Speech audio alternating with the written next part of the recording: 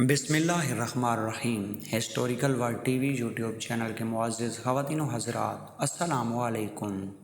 حضرت دانیال علیہ السلام کا قصہ۔ ابن علی الدنیا فرماتے ہیں، عبداللہ بن الحذیل سے منقول ہے کہ سخت نصر کے ہاتھوں 2 شیر لگے تو سخت نصر نے دونوں کو ایک کندھے کنویں میں پھینک دیا، پھر حضرت دانیال علیہ السلام کو بھی ان کے ساتھ ڈال دیا گیا، لیکن شیروں نے آپ کے ساتھ کوئی برا رویہ نہ اختیار کیا۔ پھر جب تک اللہ نے چاہا آپ اس کنویں میں رہے، اور جب انسانوں کو بھوک پیاس لگتی آپ کو بھی لگی تو اس کا بندوبست اللہ نے یوں کیا کہ یہاں سے کوسوں دور بیت المقدس میں حضرت ارمیہ علیہ السلام کو وحی فرمائی کہ کھانا وغیرہ تیار کرو تاکہ حضرت دانیال علیہ السلام کو کھلایا جائے۔ حضرت ارمیہ علیہ السلام نے عرض کیا، پروردگار، میں یہاں ارض مقدسہ میں ہوں، اور کہا وہ ارض بابل سرزمین عراق ہے۔ فرمایا جو ہم نے تم کو حکم دیا وہ کرو، تمہارے لیے سواری کا بندوبست کریں گے۔ تو آپ نے کھانا وغیرہ تیار کر لیا، اللہ نے سواری مہیا فرمائی۔ تو آپ نے آنن فانن کنویں کے کنارے کھڑے ہوئے پائے گئے۔ حضرت دانیال نے آواز لگائی کہ پوچھا کون ہے؟ فرمایا میں ارمیہ ہوں۔ پوچھا کہ یہ چیز آپ کو یہاں لانے کے لیے کس نے کہا؟ مجھے آپ کے رب نے آپ کے پاس بھیجا ہے۔ حضرت دانیال علیہ السلام نے فرمایا کہ میرے رب نے مجھے یاد فرمایا۔ ارمیہ علیہ السلام نے جواب دیا، جی ہاں، آپ کو یاد فرمایا۔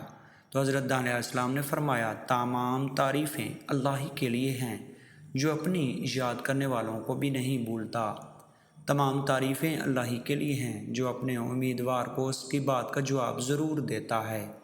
تمام تعریفیں اللہ ہی کے لیے ہیں جو اپنے پر بھروسہ رکھنے والوں کو غیر کے حوالے نہیں کرتا۔ تمام تعریفیں اللہ ہی کے لیے ہیں جو احسان کا بدلہ بڑھا چڑھا کر دیتا ہے۔ تمام تعریفیں اللہ ہی کے لیے ہیں جو ہمارے کرب اور اذیت کے بعد بھی ہمیں تکلیف سے چھٹکارا دیتا ہے۔ تمام تعریفیں اللہ ہی کے لیے ہیں جو ہماری بدعمالیوں کی وجہ سے ہمارے گمان برا نہیں ہونے دیتا، وہ اللہ ہی ہماری حفاظت کو آ جاتا ہے۔ تمام تعریفیں اللہ ہی کے لیے ہیں جب ہم سے تمام آسرے ٹوٹ جائیں تو وہی ہماری امیدوں کا محو مرکز ہوتے ہیں۔ ابو العالیہ کہتے ہیں، جب ہم نے تستر شہر جو بصرہ کے قریب ہے اس کو فتح کیا تو ہم پر مزاح بادشاہ کے بیت المال کے ایک تخت پایا جس پر ایک شخص کی میت رکھی ہوئی تھی، اور اس کے سر کے ساتھ ایک مصحف یعنی کتاب اللہ تھی۔ تو ہم نے مصحف اٹھا کر حضرت عمر رضی اللہ تعالیٰ عنہ کی خدمت میں پہنچایا۔ آپ نے حضرت کعب رضی اللہ تعالیٰ عنہ کو طلب فرمایا تو آپ رضی اللہ تعالیٰ عنہ نے اس مصحف کو عربی زبان میں تبدیل کیا۔ اہل خاندان دینار راوی کہتے ہیں، میں نے ابو العالیہ سے پوچھا اس میں کیا تھا؟ فرمایا تمہارا چال چلن، دیگر امور اور تمہارے کلام کی قسمیں وغیرہ، جو کچھ بعد میں ہونے والا وہ تھا۔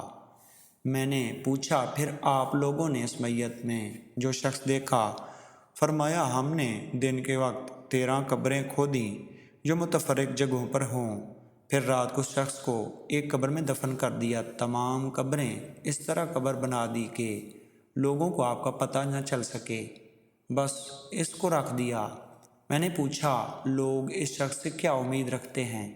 فرمایا جب بھی آسمان اپنا پانی روک لیتا ہے تو لوگ اس کی چارپائی کو باہر نکالتے ہیں جس کی برکت سے ان کی بارش برستی ہے۔ پوچھا آپ اس شخص کے متعلق کیا خیال رکھتے ہیں؟ وہ کون تھا؟ فرمایا اس کو دانیال کہا جاتا ہے۔ پوچھا آپ کے خیال میں کتنے عرصے پہلے وفات پایا تھا؟ فرمایا 300 سال۔ پوچھا پھر بھی اس کے جسم میں کوئی تغیر و تبدیل کیوں نہ؟ فرمایا بس گدی پر کچھ بال بدل گئے تھے، کیونکہ انبیاء کے اجسام کو زمین بوسیدہ نہیں کر سکتی اور نہ ان کو درندے کھا سکتے ہیں۔ لیکن یہ بات قابل نظر ہے کہ اگر ابو العالیہ کی بتائی ہوئی تاریخ وفات یعنی تقریباً 300 سال کو درست محفوظ قرار دیا گیا تو پھر یہ شخص نبی نہیں ہو سکتا، یہ کوئی مردہ صالح ہے، کیونکہ مختاری کے صاف حدیث کے متعلق حضور اکرم صلی اللہ علیہ وسلم اور حضرت عیسیٰ بن مریم کے درمیان کوئی بھی پیغمبر نہیں گزرا، اور نہ ان دونوں جلیل القدر پیغمبروں کے درمیان 4 سال کے عرصے میں، دوسرے قول کے مطابق 600 سال، ایک قول کے مطابق 620 سال کا عرصہ دراز ہے۔ حضرت دانی علیہ السلام کی وفات انداز 800 سال کا عرصہ ہے۔ حضور اکرم صلی اللہ علیہ وسلم سے پہلے گزر چکے تھے، تو اگر وہ حقیقت میں حضرت دانی علیہ السلام ہی ہیں، پھر یہ عرصہ مناسب لگتا ہے، خیال کرینہ کے قریب لگتا ہے یہ حضرت دانی علیہ السلام ہی ہوں، کیونکہ ان کی فارس کے بادشاہ نے قید ڈال دیا تھا جیسے پہلے گزر چکا، اور حضرت ابو العالیہ تک صحیح روایت کے ساتھ مروی ہے کہ حضرت دانی علیہ السلام کی ناک کی لمبائی 1 بالشت تھی۔ پھر حضرت ارمیہ نے سر رکھا اور وادی نیند میں اتر گئے۔ آپ کے ساتھ آپ کا گدا اور کھانے پینے کا سامان کی ٹوکری بھی تھی۔ پھر آپ 77 سال مسلسل نیند میں رہے۔ سخت نصر بھی ہلاک ہو گیا۔ اس کے اوپر جو بادشاہ واضح ہوا تھا اس کی سلطنت 120 سال تک تھی۔ اس کے بعد بشاہت بن لاہراب سب کا فرزند بادشاہ اور سخت نصر کی موت کے بعد زندگی کے وقوع پذیر میں رہا، تو اس بادشاہ کو شام کے شہروں سے خبر موصول ہوئی کہ یہ علاقے خراب و ویران ہو چکے ہیں۔ سرزمین فلسطین میں درندوں نے اپنا خوب بسیرا کر رکھا ہے، کوئی ذی روح نفس انسان باقی نہ رہا۔ تب اس شخص نے بادشاہ بائبل میں پیغام جاری کیا، جو بنی اسرائیل اپنے وطن واپس جانا چاہتا ہے اسے اجازت دی جائے۔ پھر بادشاہ نے آل داؤد ایک شخص کو اس پر بادشاہ منتخب فرمایا۔ اس کو حکم فرمایا کہ بیت المقدس کی تعمیر و ترقی کرو، اس کی مسجد کو تزک و احتشام سے دوبارہ بناؤ اور آباد کرو۔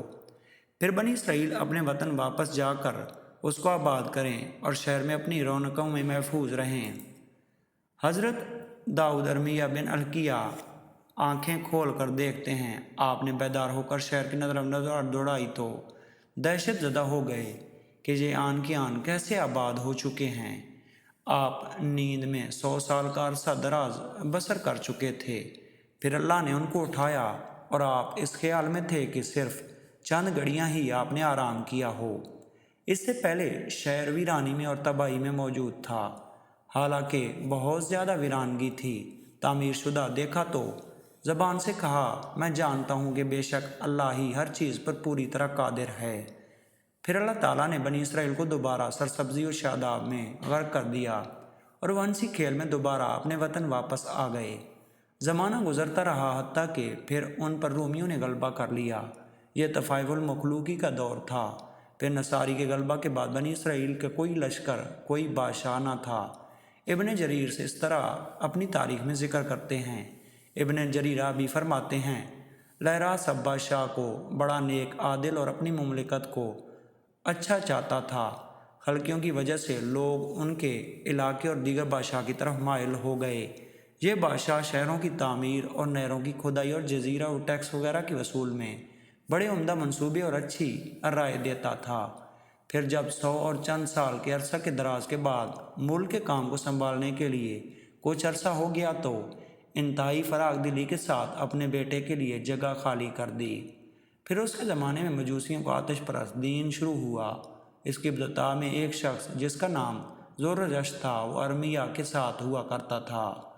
حضرت ارمیہ کو ناراض کیا اور غضب ہو کر آلود ہو گئے، اور غزوۃ نصرت کا برا ذکر ان کے تینوں کی قیادت میں طویل عمر پائی۔